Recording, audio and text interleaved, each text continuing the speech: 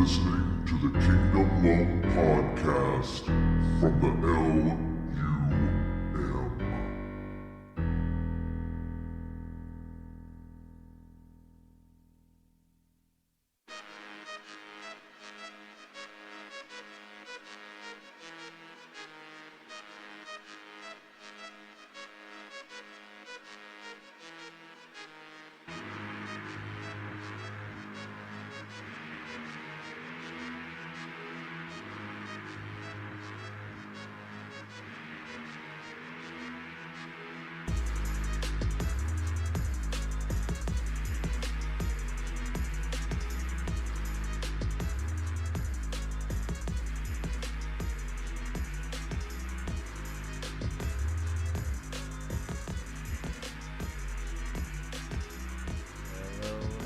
Hello out there. This is the Kingdom Lum Show. I'm Kingdom Lum, your host. Welcome to episode 2, The Mission. And before we get dug in here, I'd like to say this is definitely not as easy as you might think it is. I pretty much recorded another episode a few days ago and went back and listened to it a couple times, and just a lot of rambling on, and I've gotten some good feedback from some people that have checked everything out, and I really appreciate that feedback because I'm just starting from nothing, and I'm going to post a couple pictures on this video here just to kind of show you my setup, because I think it's important that you see the setup. I virtually have, I would say, other than my laptop, I have way less than $100 invested in everything here. And I think that's pretty decent and easy to do, and I kind of want to share it with you because I'm doing this in the hopes that more people will do it, that more people will stand up and more people will let their voices be heard, especially in a time where the freedom of speech is at stake here. And so this is what we're doing.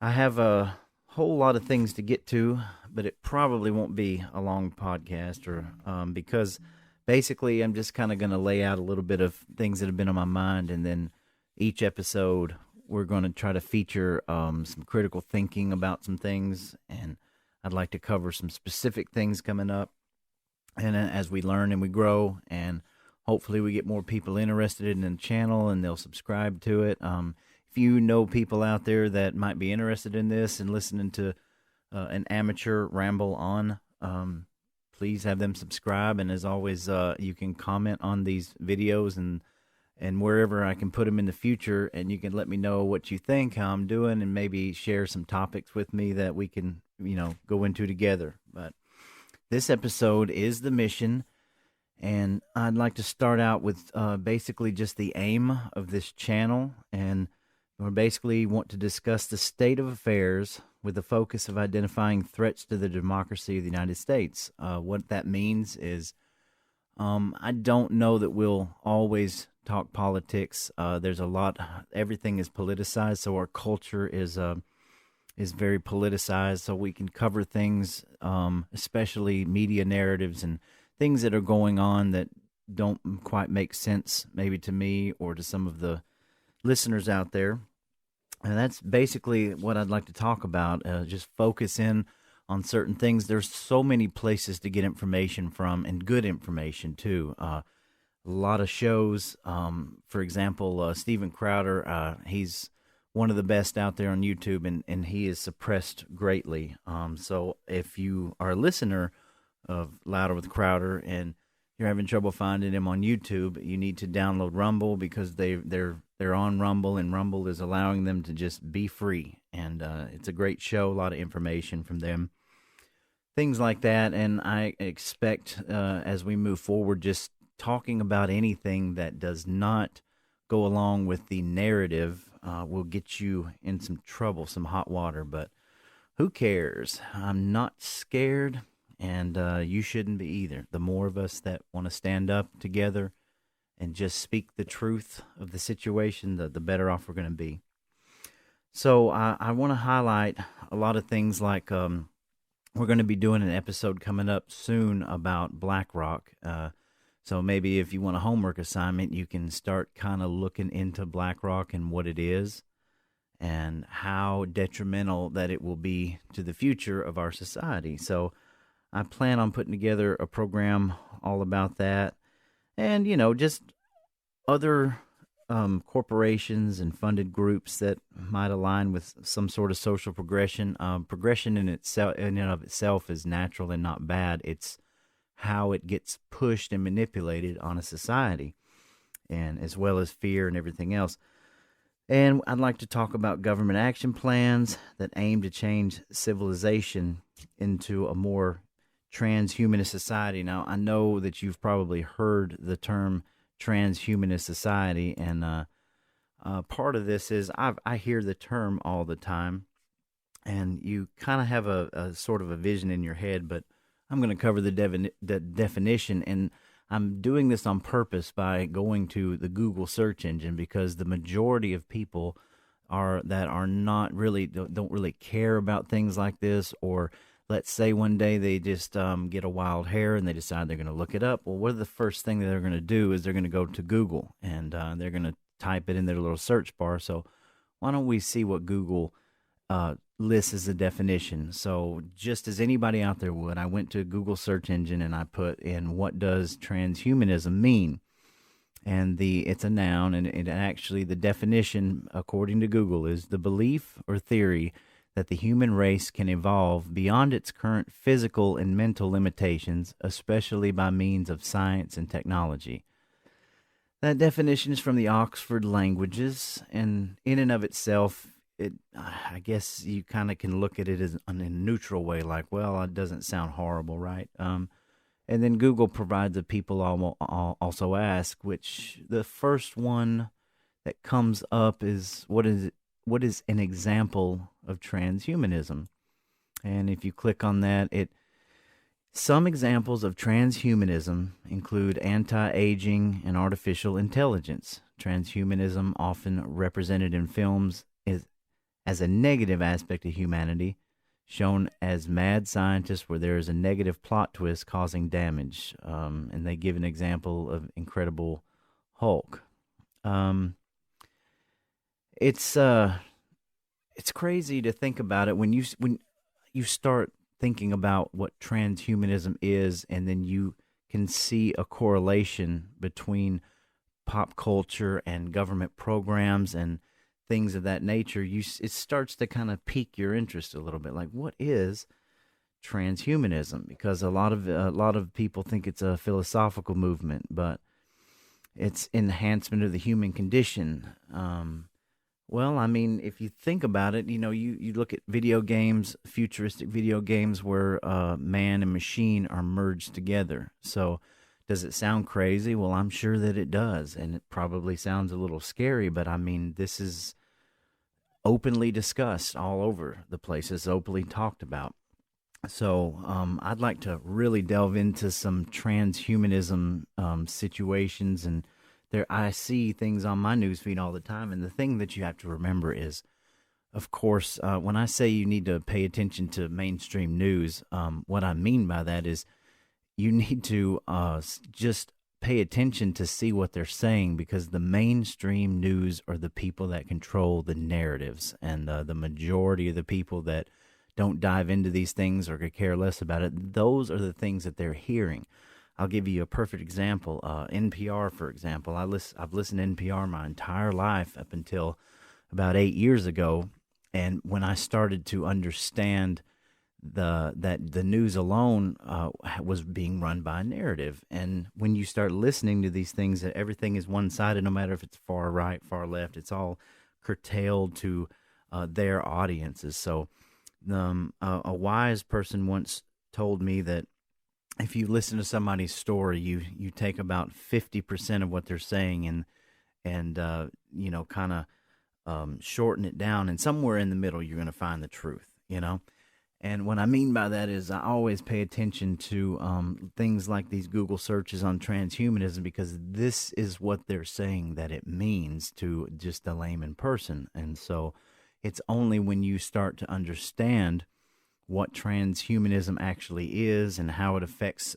society in the future, so you have to start somewhere. So those are the kind of things I want to cover, and so I hope maybe this might pique your interest to just kind of do a little research on transhumanism. That you can go pretty far down a rabbit hole with this, and once you get to a certain point, you're going to start seeing that there's been government programs funded for decades based on the philosophy of transhumanism. So, and we'll get into more of that later. But I want to focus on narratives that are presented by the mainstream news sources and critically discuss objections to said narratives because of the way that the narratives are. You basically have a large conglomerate of very few corporations that are controlling the information. And anybody out there that would also like to look up Operation Mockingbird, which maybe one evening we can do an episode on Operation Mockingbird for just an example of the CIA controlled media that still exists today. But all of this is documented information. It's declassified information. It's easily available. And while I'm not going to spend a lot of time on it here, you can go to just about any social media site and look up videos on Operation Mockingbird. But there's a lot of truth to it. And we're starting to see this now because of the society we live in and the information technology that we have at our fingertips. But this stuff is real, and it's worth looking into because you can start to understand that things are not what they seem. I mean, it's just that simple. And once you see it, you really can't unsee it. Also, I'd like to get to the point where I offer more sources of legitimate information and where to find it.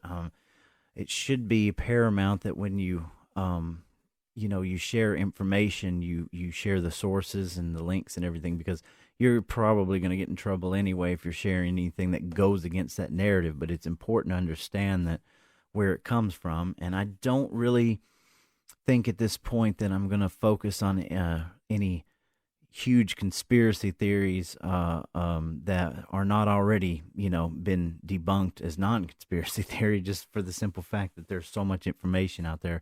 We might take a few instances or situations and kind of break them down, but I really want to just use this time for critical thinking and not an information overload, like cover one thing at a time.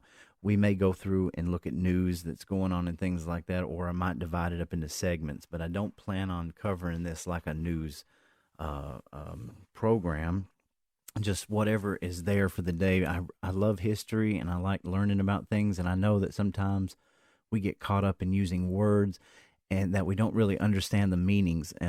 Another example would be I called myself a libertarian for a long time because I kind of understood the ethos of what a libertarian actually is, but there's a lot of history behind libertarianism, and when you really get into it, and I'm not talking about like on a quantum level, but there are a lot of things libertarian-wise that I find it hard to agree with that go kind of, I'm not going to say against the Constitution, but it's a completely different mindset.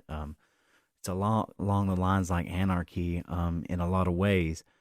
So primarily, I just claim myself as an independent, and there's no secret that I am a card-carrying member of the Republican Party. So just get that out of the way, because I don't want anybody think that I'm lying to them. I strongly identify with just conservatism, but I'm not a big fan of the Republican Party, and I think we can all see why. We're also going to cover that as well.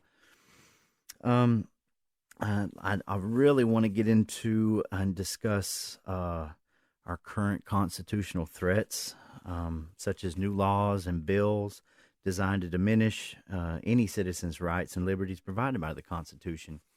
And I'm going to post a picture up in here in just a little bit, and about the Bill of Rights. I mean the Constitution itself, basically, because I'm going to get into this in just a minute, but how important the Constitution is to the entire structure of our system here in America, and I'll get into that here in a second.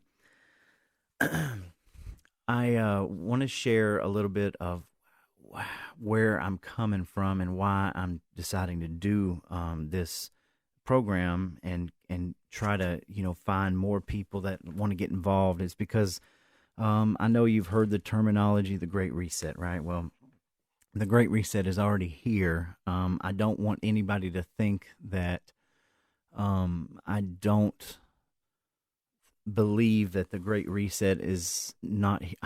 What I'm trying to say is we are already in a Great Reset, and a lot of people, I think, can't come to grips with the fact that no matter what we do, this reset is going to happen. Okay, it's already going to happen. Now, what I mean by this is it doesn't mean that we shouldn't fight. It doesn't mean that I should just say, "Oh, I don't care. There's nothing I can do about it." Um, Look at it to me like bad weather, for example. If you're going to have a tornado and you know that tornado's coming and you're not going to be able to stop it, well, you're still going to do everything in your power to protect yourself and your family and animals, what have you, and get out of the line of danger and get somewhere safe to where you can continue to move on, right? And that's really what I mean by the Great Reset, because I'm a firm believer that basically wherever we think we are in our mindset, these people are 10 steps ahead. And a lot of times we get wrapped up in our own lives and we think that this is just about America. And I'd like to tell you that it's not just about America, because the Great Reset involves a one world government system. It's not a conspiracy theory. You heard George Bush talk about it when we were kids. New World Order. It's all about the Great Reset. Now, I don't have to go and provide you with links and you can, oh, this is crazy talk. I mean, you've seen people, Justin Trudeau from Canada, Australia, all of these people use this terminology, the Great Reset. It's no secret any longer. And I told several people about the Donald Trump presidency, because I'd like to cover Trump in one whole episode. But I told people a long time before this past election, I said, the best thing that we can get out of Donald Trump is that we can get 4 more years to continue to prepare, because no matter what, the next Democrat president we get, or even Republican for that matter, they're going to continue along the Great Reset. And that's just the truth of the matter. So if you disagree, leave a comment. Let me know what you think. We can discuss it further, because that's the kind of things I want to talk about. But we are in a Great Reset. It is coming. It's already here, and we're going to go through this. So it's another reason why the stronger we can be together, and the more people that want to learn about these kinds of things and learn what you might be able to do and how you can fight against it, the better off that we're going to be. So another thing I want to try to make people understand, and you might already know this, but America, people say, oh, it's a democracy. Of course it's a democracy, but it is a constitutional republic. And people use this word a lot, and you think, well, what is a constitutional republic? And so I want to share on Wikipedia what a constitutional republic is, and this is what anybody would type in and look up on their browser, because it's very important that we understand what information that people are seeing, not what information that we might know, but what the first information is about it. So a constitutional republic is a state where the chief executive and representatives are elected, and the rules are set down in a written constitution. Okay.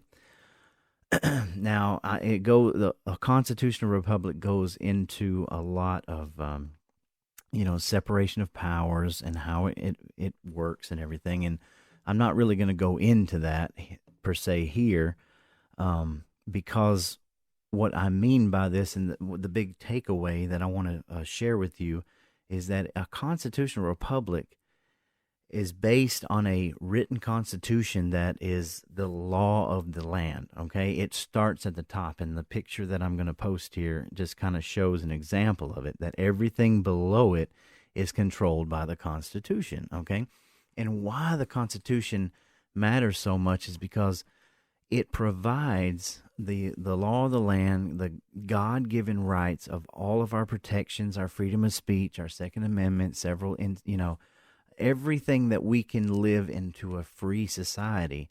And why this is so important is because if you look at in every aspect of our life, our Constitution is under complete attack across the board. What does that mean? They want to do away with the Constitution. Okay, we are the only constitutional republic in the world.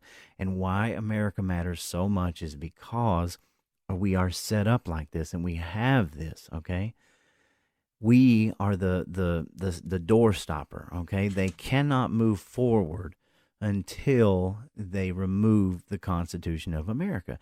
And if anybody doubts that, all they have to do is do some quick Google searches or just climb out from the rock you're under and look at everything that's going on in Australia and New Zealand right now, and all the oppression and how they've been able to manipulate those people through fear and taking away their right to protect themselves.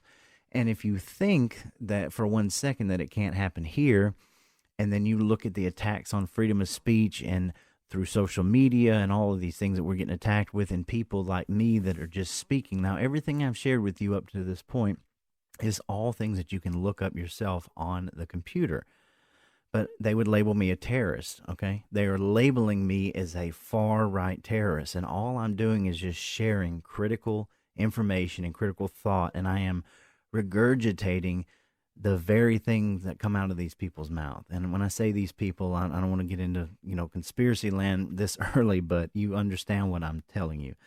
So I have friends, people I know, family that they don't understand. They say, why do you want to focus on this stuff? Why do you want to talk about this stuff? Because believe me, I'm a freak at heart. I love talking about just nonsense and having a good time like anybody else. I live my life. I work for a living. I raise a family, but the problem is that if we lose these protections that the Constitution gives us, if that are God-given right in this country, we lose the ability to be free. Okay, that is why it is so important that we have more and more people standing up. We have more people going to garage sales, finding these little devices, getting their voices out, and connecting with other people, because we are under attack in every way, shape, or form. Our culture is against people like us because we are willing to stand up and question authority. We're willing to stand up and question what is going on and tell me the truth. I don't believe this narrative that you're giving me. Where is the truth?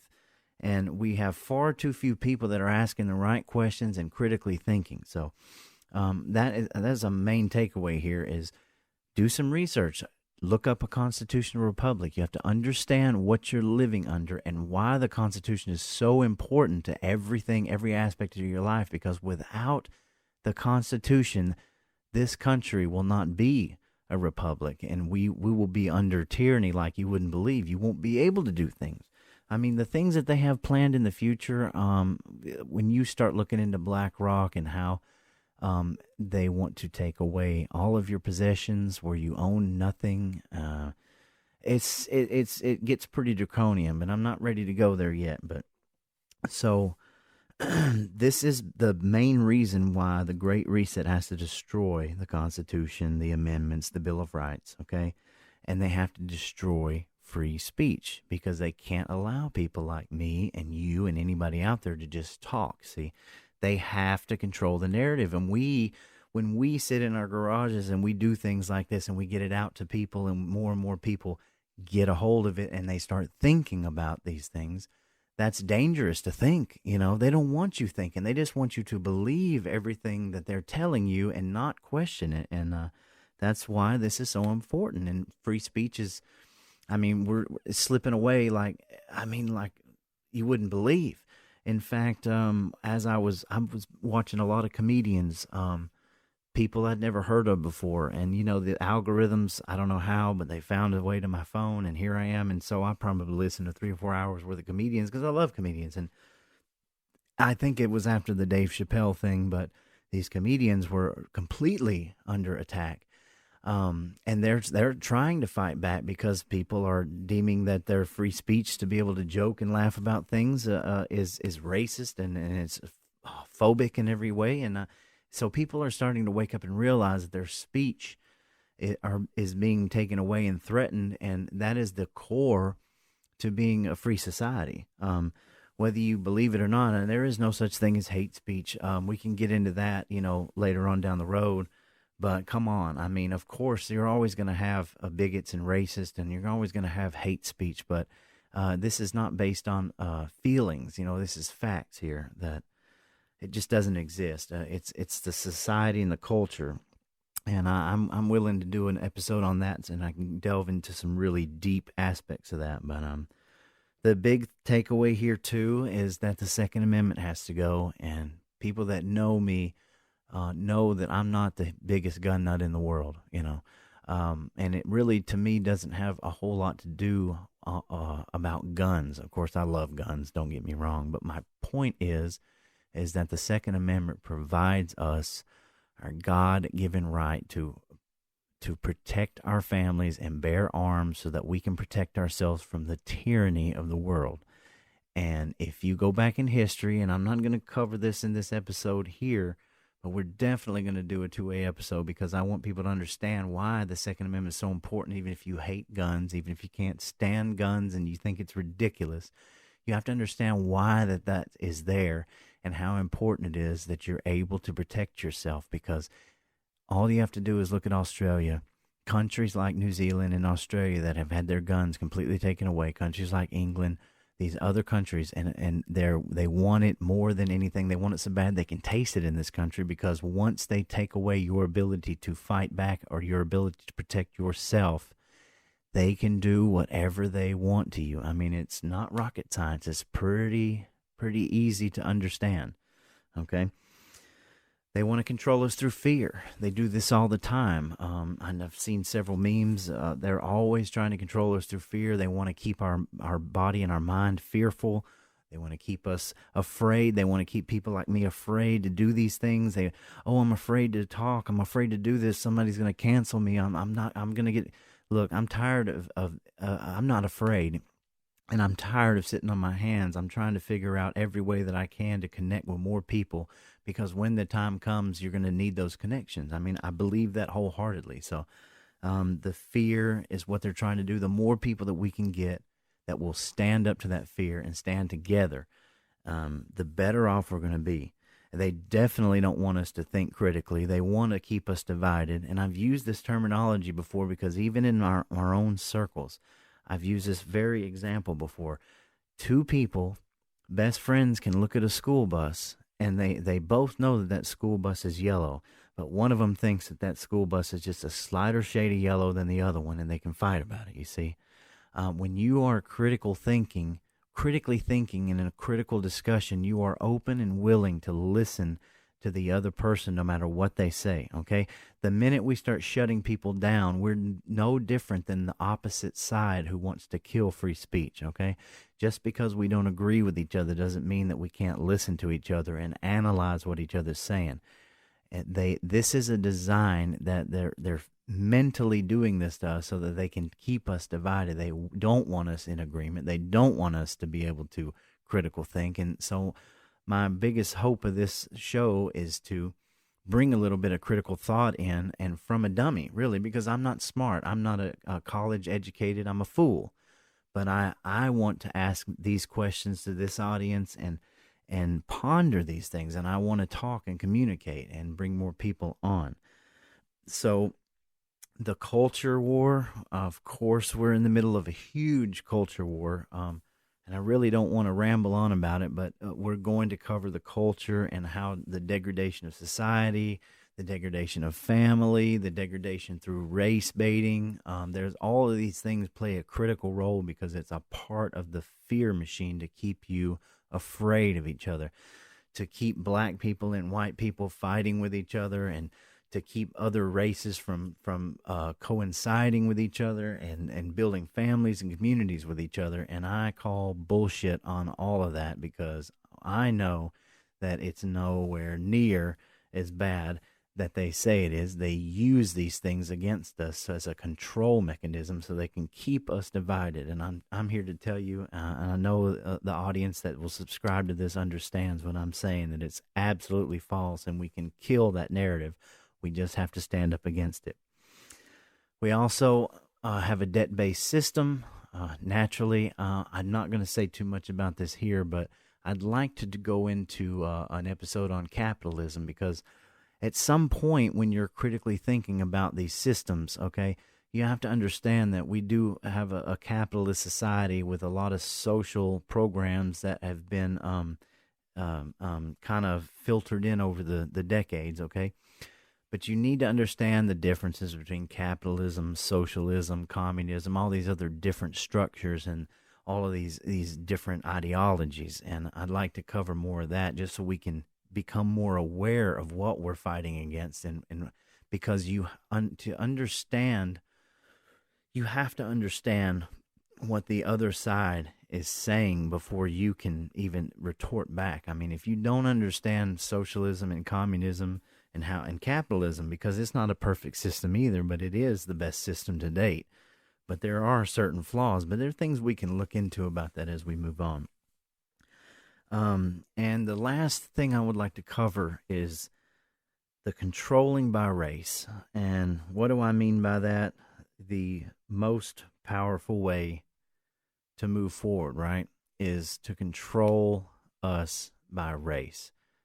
They deny it. They create these social progressive programs against it, against the minorities, LGBT, all of these things that are going on, and all that is just a way to keep us divided. And it's a sad, pathetic world that we're seeing painted before us, especially in our culture. And I don't deem everything bad either. I'm not here to judge. For example, music and things like that. You have to take the good with the bad, and we all have different things that we like, and some of us may not like things that are, the greatest things on, culture wise. Like, I love some hardcore rap. Who doesn't? But or heavy metal type stuff. What I mean by that is that they've got a playbook, and they use everything they can possibly get their hands on to keep us divided.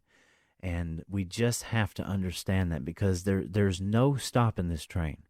I want to make that very clear. I cannot see an end where we could possibly stop these things from evolving the way they are. My whole goal in this fight is, where am I going to be when it is on my doorstep, right? What kind of person am I going to be? Where am I going to be in my community with my family? What am I going to be doing? And I mean, I can answer those questions, but I'm not going to answer them here. We're going to go through this together. But that's the question that I would like to leave you with tonight, is that as the train rolls on and prepares to stop at your door, where are you going to be in your life? What are you going to be doing? Are you going to have taken the time while you had the chance to understand what it is that's there before you and how to deal with it? And no, I don't have all the answers. I don't think anybody does. But we're certainly going to use this time to delve into some things that definitely don't get talked about enough. And hopefully I'll be able to not only shed some of my ideas and opinions on it, but maybe we can learn together. So I appreciate everybody's feedback, as I said earlier. And this is our second episode. Let me know if you like the new intro song that I created, and what you think that moving forward we can do. If you know people that would like this, or that might want to, subscribe to the channel, please subscribe to the channel so we can get more people. I want more feedback. I want more dialogue. I want it to grow. And I don't just want to be out here talking to the air. But it's been a blast learning all these things. And this original episode 2, I don't think I'll ever let air. I'm just going to keep that off to the side and maybe share on a rainy day. But I think I'm getting more comfortable and more understanding. And as you can see by the picture I posted from the beginning, a lot of it had to do with the mood lighting, because I think while I was doing this and just had the fluorescent lights just coming down on me, it was just, I couldn't stay focused. But the room's a little darker and the candles are making it a little warmer. And so I think it helped out with the mood. But you let me know. But thank you again for, if you've already subscribed, I have a few. Please help me get the word out and share it, and we'll just see how this thing goes and whether it needs to grow. I hope that it does. I hope that you enjoy it, and leave me some comments, some more feedback, and let me know what we can discuss in the future. And I'm going to try to do an episode every few days, probably no more than every 7 days, where I can fit it in based on my work schedule. But it's been a blast, and I really appreciate you listening. This is from the LUM studio. I'm Kingdom Lum, signing off until next time.